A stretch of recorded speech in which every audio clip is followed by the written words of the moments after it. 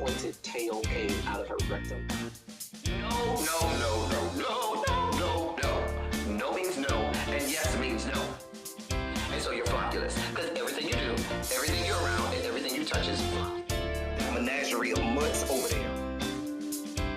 What up, what up, what up, what up, what up, what up, what up? What's good, people? What is up? What's up? What's up? It's me, L Teddy 27, and I am back for yet another review. This is going to be our review for The Real House. I can't even get it out. The Real, I can't even get it out. Gonna leave that in there. The Real Housewives of Potomac. This is season 6. It is episode 4. It is entitled Going Ham at the Pajama Jam. Jesus. Now, I've been looking at some stuff which dictate that the ratings for this show are plummeting. I can see why. Fully understand it. Watching what I watched, I expect it to continue at this rate. I'm here though. I'm here another week. I'm going week by week, y'all. I'm taking it week to week. We start off with Giselle and Robin. They started this podcast called Reasonably Shady Podcast that they're doing together. So they were going out to do a photo shoot for it. Giselle is there with her hairdresser Kyle, and she updates him on everything that's been going on.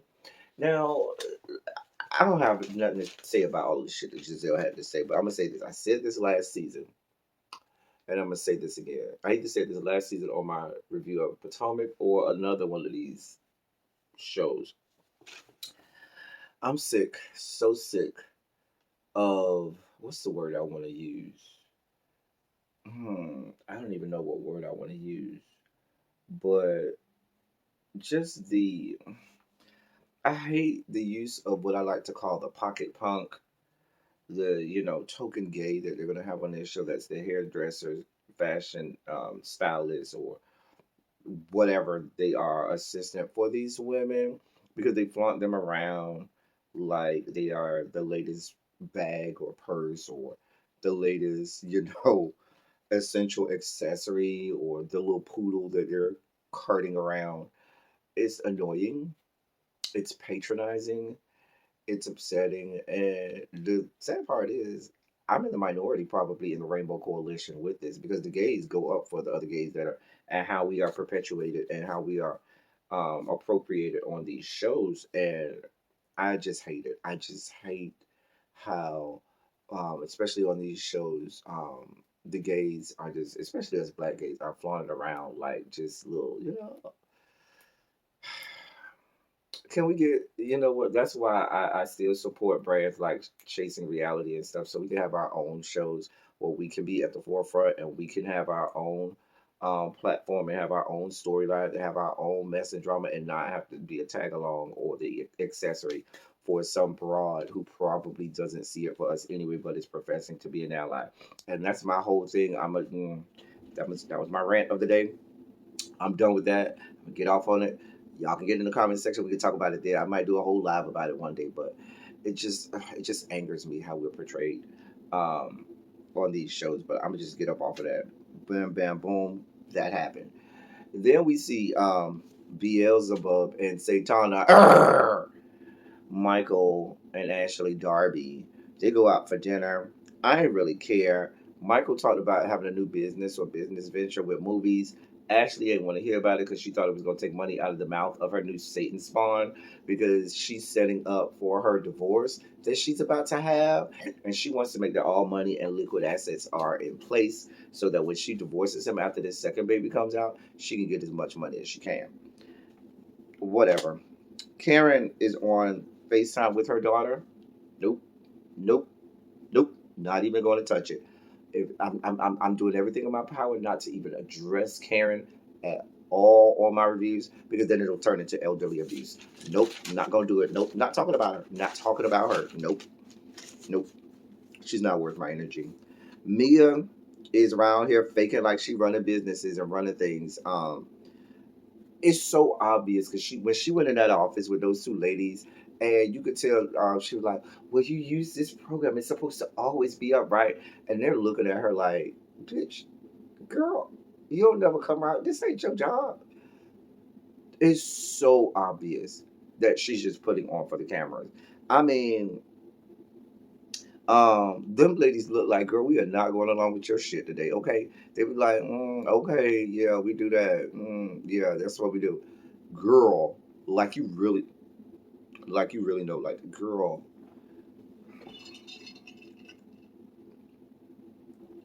listen, for you to be such a boss and a CEO and things like that, dear one, Mamacita, dear one, when a CEO rolls up at any business of his or hers, they don't roll up alone. Even if it's a surprise visit, they don't roll up alone.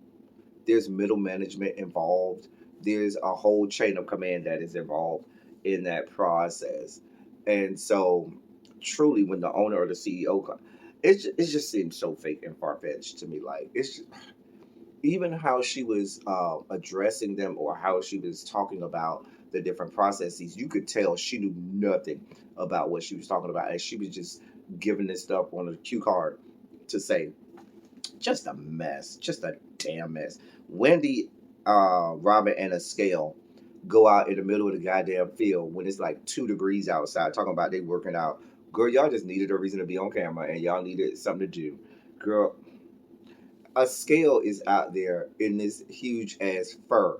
Girl, now I'm from Miami, and we're not used to cold weather like that. But the few times I have been in cold weather, one thing I knew, like I remember my marching band days in Tallahassee, it would sometimes get down to like 20s and 30s.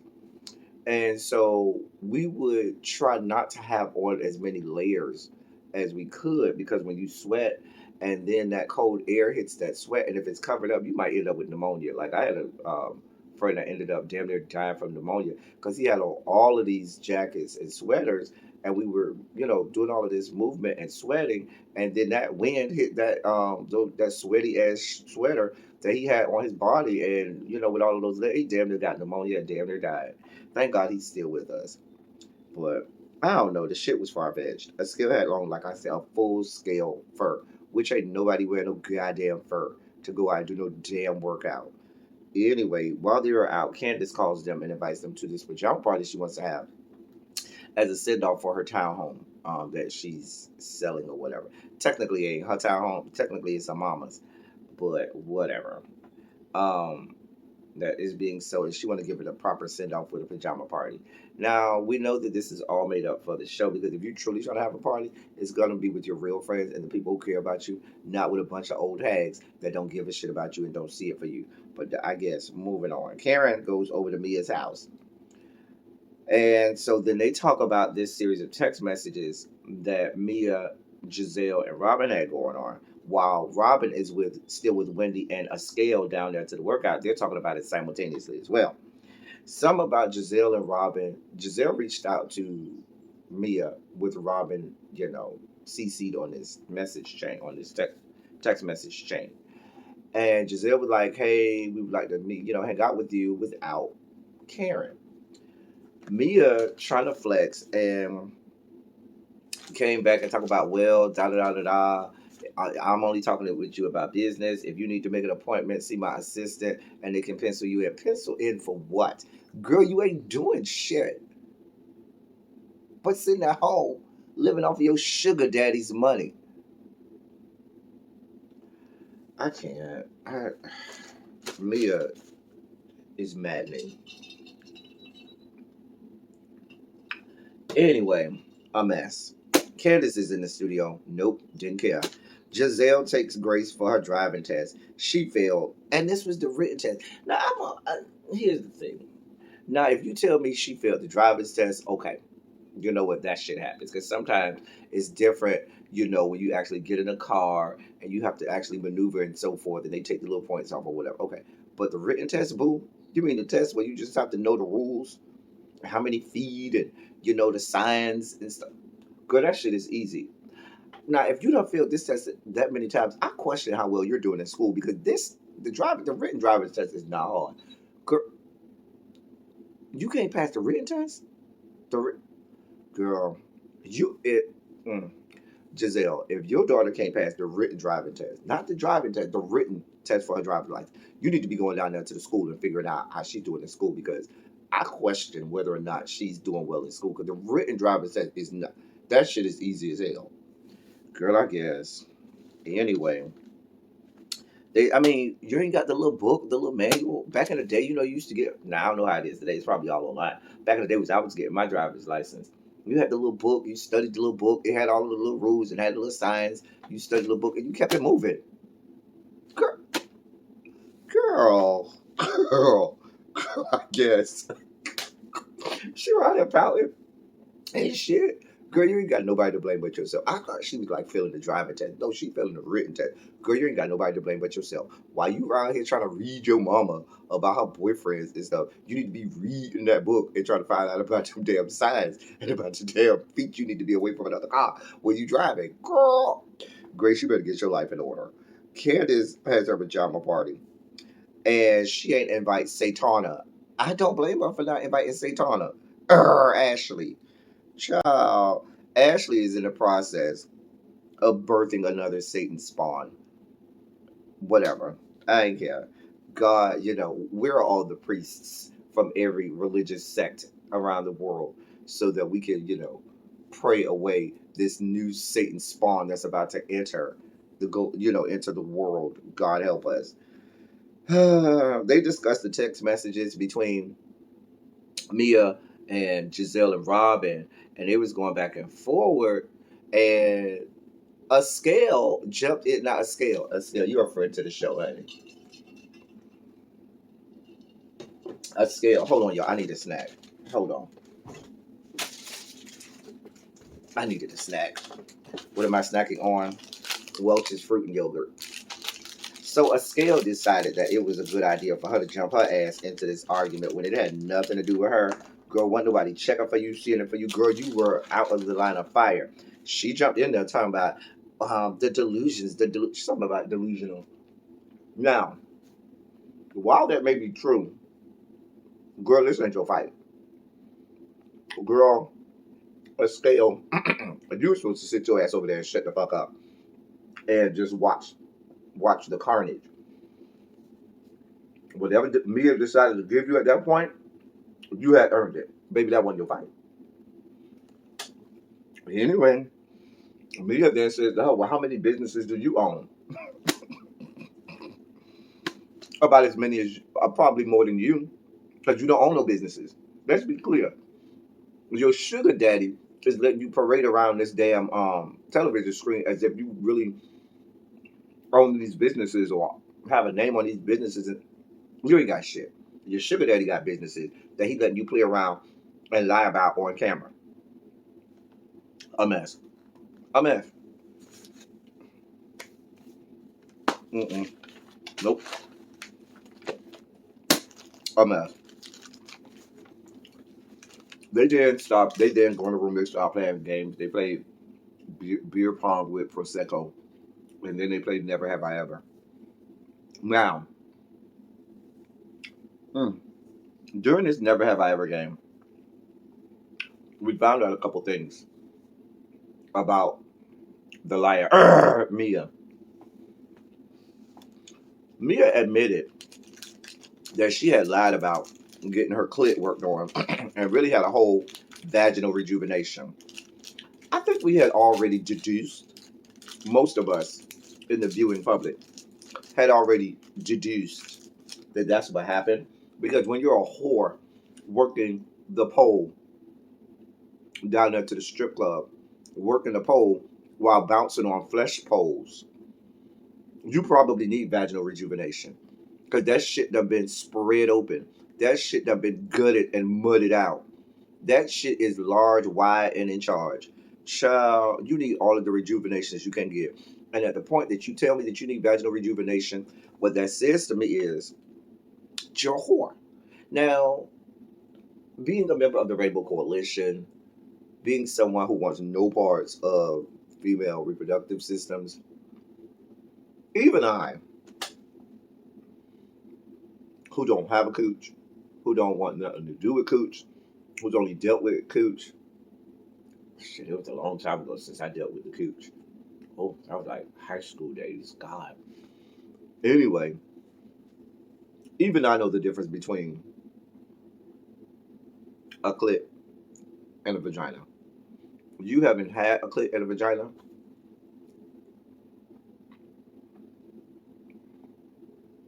So basically, what you're telling me is you're confirming what we all know. You're a fucking liar. You're a fucking liar. Nothing about you is true. Just like you can lie on your cooch, you lied about your age, you lied about these businesses, and you lied about everything. Just a mess. Just a mess. I want to say what else you lied about, but I'm gonna leave that alone. I ain't gonna go down that road until you piss me off for real, and I have to drag you, and then I'll go down that road. So I'll leave that in the chamber. I'll wait. That'll be ammo that I'll use later. She then tells us that she done had a threesome where basically she sat there and watched her husband blow some other chicks back out. I don't know a whole lot of women. I'm not saying that there are none out there. But the last time I checked,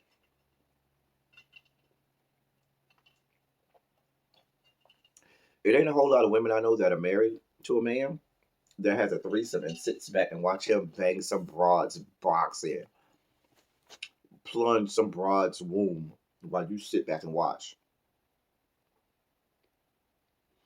Did this happen after your vaginal rejuvenation surgery? So he couldn't beat your box in because you was too busy letting it heal after it had been worked on? A mess. She's a fucking mess. A fucking mess. What type of farce type, like, what does that say about you that you sit back and are just, okay? I might have even went with you if you told me we had a threesome, all of us were involved, and, you know, it went down and we just freaks like that. Okay, fine. But you had a threesome and sat back on the chair with your legs crossed while your husband is blowing some woman's back out. I guess that's the new school women's empowerment, honey.